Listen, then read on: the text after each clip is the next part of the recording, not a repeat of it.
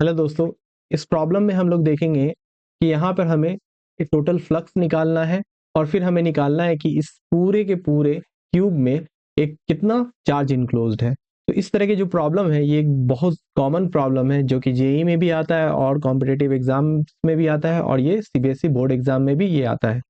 ठीक है, तो यहाँ पर क्या दिया हुआ है, ये आपका इलेक्ट्रिक फील्ड दिया हुआ है और इलेक्ट्रिक फील्ड कुछ इस तरह से दिया हुआ है 500 xi, यानी कि ये जो भी वैल्यू है ये वैल्यू क्या है, एक्स एक्सिस पे वैरी कर रहा है और सिर्फ क्या है, एक्स एक्सिस में है। क्योंकि इलेक्ट्रिक फील्ड क्या है आपका, वेक्टर क्वांटिटी है और वेक्टर क्वांटिटी है तो इस पे क्या है, सिर्फ और सिर्फ कौन सा है, एक्स कंपोनेंट दिया हुआ है। ओके, और हमें क्या निकालना है, टोटल फ्लक्स निकालना है।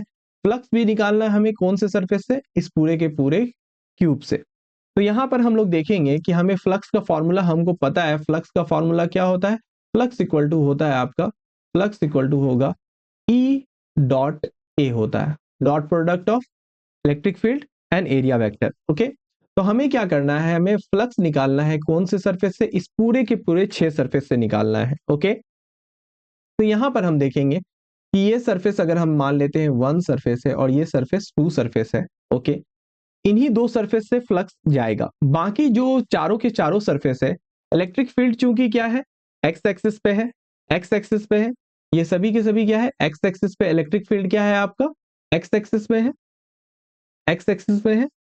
और बाकी के बाकी जितने भी एरिया वेक्टर है, जैसे ये आपके सामने क्या है, एक ये क्यूबॉइड है लेकिन इसे क्यूब मानिए, तो इस पे क्या होगा, ये इस साइड क्या है आपका, इलेक्ट्रिक फील्ड है। ओके, इस साइड आपका इलेक्ट्रिक फील्ड है। और अगर हम देखें इसका एरिया वेक्टर क्या, परपेंडिकुलर, तो यहाँ पे इस सरफेस पे जो ऊपर वाला सरफेस है, ये सरफेस पे क्या आएगा, 90 डिग्री इलेक्ट्रिक फील्ड और एरिया वेक्टर के बीच में।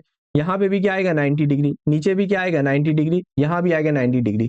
सिर्फ और सिर्फ इस वाले एरिया वेक्टर पे अलोंग आएगा जहां पे कि थीटा का वैल्यू 0 डिग्री होगा और यहाँ पे क्या आएगा, थीटा का वैल्यू 180 डिग्री होगा जो कि 0 नहीं होगा डॉट प्रोडक्ट जिसका। ओके, तो हम लोग यहाँ पे सिंपली निकाल लेंगे, इलेक्ट्रिक फील्ड निकाल लेंगे इन 2 सरफेस से। बाकी सभी के सभी सरफेस जो है, ये चारों के चारों सराउंडिंग सरफेस पे यहाँ पे क्या आएगा आपका, फ्लक्स 0 आएगा। ओके, तो हम यहाँ पे फ्लक्स निकालेंगे 1 सरफेस पे और 2 सरफेस पे।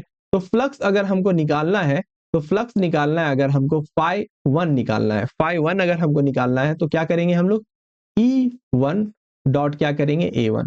E1 कहने का मतलब क्या है कि इलेक्ट्रिक फील्ड जो 1 सरफेस पे है, तो यहाँ पे हम लोग इलेक्ट्रिक फील्ड कितना है वैल्यू, यानी x का वैल्यू कितना है सरफेस 1 पे, 1 0.1 मीटर। तो यहाँ पे हम लोग लिखेंगे Ex का वैल्यू 500, क्या है आपका वैल्यू, E का वैल्यू आपके पास दिया हुआ है 500 xi। कितना दिया हुआ है, 500 xi। ओके, तो हम लोग लिखेंगे 500, x का वैल्यू कितना है, 0.1 है। ओके, और ये क्या है, आई कैप। ओके, अब इसका डॉट प्रोडक्ट किसके साथ लेंगे, ए वेक्टर के साथ, एरिया वेक्टर किसका, 1 सरफेस पे। 1 सरफेस पे एरिया वेक्टर किधर जा रहा है, इस डायरेक्शन में जा रहा है। 1 सरफेस पे एरिया वेक्टर किधर जा रहा है, अगर आप देखें ये आएगा आपका एरिया वेक्टर इस डायरेक्शन में आएगा जो कि नेगेटिव एक्स एक्सिस में, यानी कि जे डायरेक्शन में। तो एरिया का वैल्यू कितना हो जाएगा, क्योंकि ये क्यूब है और ये स्क्वायर हो जाएगा ये सरफेस, तो स्क्वायर है तो 0 पॉइंट, ये आपका वैल्यू आ जाएगा 0.1 होल स्क्वायर, और ये कितना आ जाएगा वैल्यू, 0.1 होल स्क्वायर, और ये माइनस माइनस आई कैप, माइनस आई कैप। ओके, इन दोनों का डॉट प्रोडक्ट लेंगे तो 500 इंटू 0.1 ये हो जाएगा 50 आई कैप, और ये 0.1 माइनस आई, तो ये डॉट होगा क्या, माइनस 0.01 आई कैप। ओके, इन दोनों का डॉट प्रोडक्ट होगा तो वैल्यू क्या आ जाएगा, minus 50 into 0.01 I dot I. I dot I का वैल्यू होता है 1, ये वैल्यू आ जाएगा आपका माइनस 0.5 न्यूटन पर कूलम मीटर स्क्वायर। ये हो गया फ्लक्स जो कि सरफेस 1 से गुजरेगा फ्लक्स। अब हमको क्या निकालना है, φ2 निकालना है, फ्लक्स 2 निकालना है, यानी 2 सरफेस पे। तो चूंकि इलेक्ट्रिक फील्ड भी इस डायरेक्शन में है और एरिया वेक्टर भी क्या है, A2 इसी डायरेक्शन में है, E2 भी इसी डायरेक्शन में है, दोनों के बीच में इसका ये पॉजिटिव, यहाँ पे क्या आया, नेगेटिव आया। ओके, यहाँ पे आएगा पॉजिटिव। चलिए देखते हैं E2 का वैल्यू कौन से सरफेस पे, 2 सरफेस पे, तो यहाँ पे x का वैल्यू कितना हो जाएगा, यहाँ से यहाँ तक वैल्यू 0.1 है और फिर यहाँ से यहाँ तक वैल्यू कितना है, 0.1 है, तो वैल्यू कितना आ जाएगा, 0.2। ओके, तो ये वैल्यू हो जाएगा आपका E2 डॉट हम क्या लिखेंगे, A2 लिखेंगे। ओके, और E2 का वैल्यू है कितना, E2 का वैल्यू आपका हो जाएगा 500 x का वैल्यू है आपका 0.2 मीटर। ओके, और आई कैप।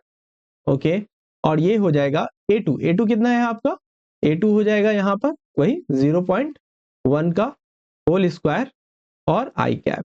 ओके, तो 500 इंटू 0.2 कितना हो जाएगा वैल्यू, 500 इंटू 0.2 आपका आ जाएगा वैल्यू 100 आई कैप। कितना हो जाएगा वैल्यू 100 आई कैप। ओके, और इसका डॉट प्रोडक्ट किसके साथ होगा 0.1, तो 0.01 आई कैप। ओके, ये वैल्यू आ जाएगा फिर से आपका सिर्फ आई 1 हो जाएगा और 1 आई डॉट आई का वैल्यू हो जाएगा 1, तो 1 ही हो जाएगा, ये आ जाएगा सिर्फ 1 न्यूटन पर कूलम मीटर स्क्वायर। ओके, चलिए, तो ये phi 2 हो गया। तो अब हमको पता है कि phi 3, यानी अगर ये 3 सरफेस लें, ये कौन सा सरफेस लें,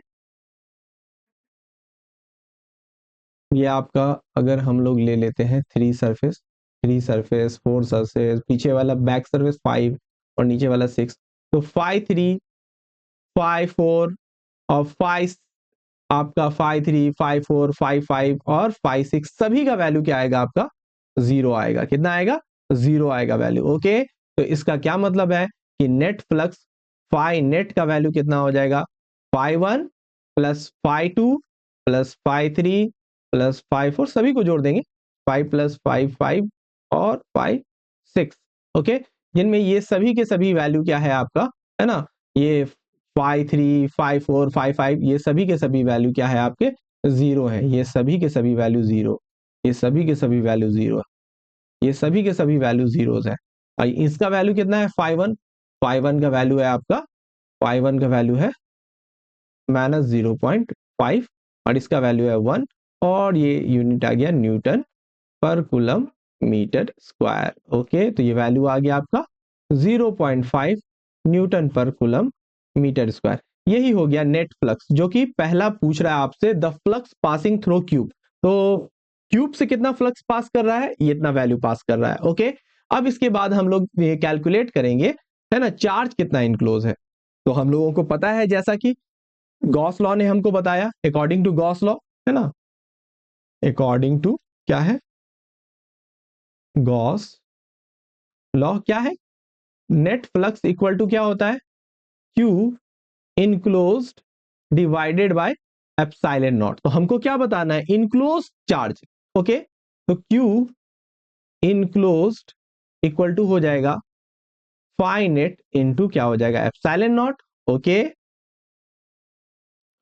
और ये वैल्यू हो जाएगा आपका फाई नेट का वैल्यू कितना है 0.5, है ना, 0.5 और एप्सिलॉन नॉट का वैल्यू होता है 8.854 इंटू 10 टू पावर -12 होता है, 10 टू पावर -12। ओके, तो ये वैल्यू कितना आ जाएगा चार्ज, कूलम में आ जाएगा ये वैल्यू चार्ज, तो इनको मल्टीप्लाई कर लीजिएगा, जो वैल्यू आएगा यही आपका क्यू इनक्लोज्ड आ जाएगा। ओके, ठीक है, तो होपफुली ये जो वीडियो है आपको समझ में आया है किस तरह से हम लोग क्या करेंगे, नेट फ्लक्स निकालेंगे, फिर नेट फ्लक्स का यूज करके हम लोग इनक्लोज चार्ज निकालेंगे। इसी तरह के बहुत सारे प्रॉब्लम होते हैं, है ना, सिमिलर प्रॉब्लम रहेगा आपका, आपको वहां पे कैलकुलेट करना है। फिर से एक चीज बता देते हैं, बहुत लोगों को डाउट नहीं होना चाहिए यहाँ पे कि 1 पे जो है तुम्हारा, अब 1 पे जो है आपका फ्लक्स जो है वो क्या होगा, एरिया वेक्टर के साथ डॉट प्रोडक्ट हो रहा है। ओके, तो यहाँ पे आई डॉट आई हो रहा है, लेकिन इन दोनों के बीच में 4 5 6 ये सभी के सभी क्या है परपेंडिकुलर है, यानी कि एक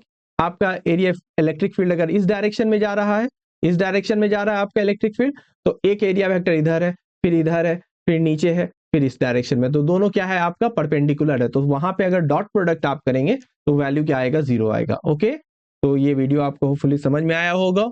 ओके, इसी तरह के और वीडियोस देखने के लिए इस चैनल को सब्सक्राइब करें, और कोई भी अगर कोई भी डाउट है तो कमेंट सेक्शन में समझाएं, बताएं कि क्या चीज आपको समझ में नहीं आया है। Okay, thank you.